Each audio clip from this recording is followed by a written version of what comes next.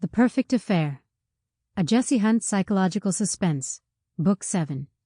Written by Blake Pierce. Narrated by Ulka S. Mohanty. Chapter 1. Shots rang out, startling Jessie from her sleep.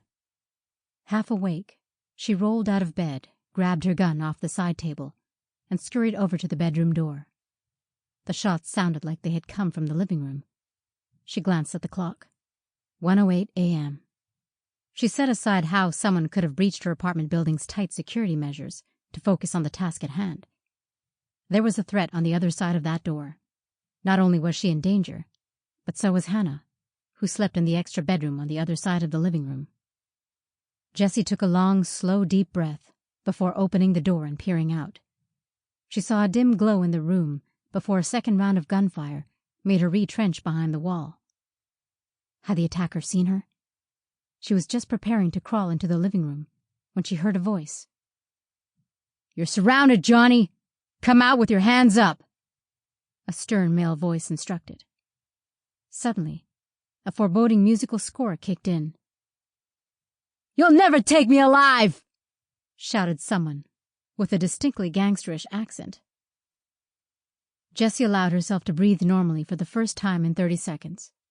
Lowering her gun, she stood up and stepped into the living room, where she could see the television was on, airing some old black-and-white crime movie.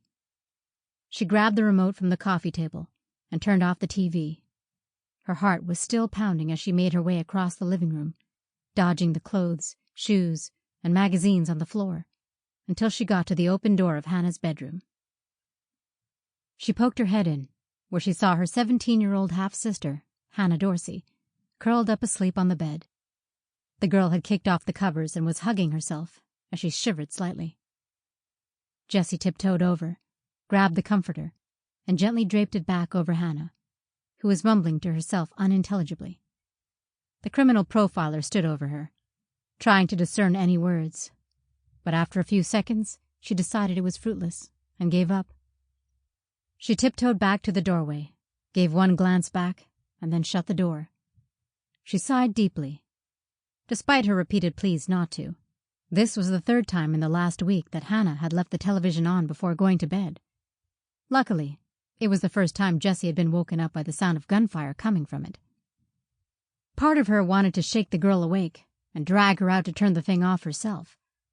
But as she'd recently learned from the online parenting newsletter she now subscribed to, teenagers apparently needed lots of extra sleep for their growth. Sample complete. Ready to continue?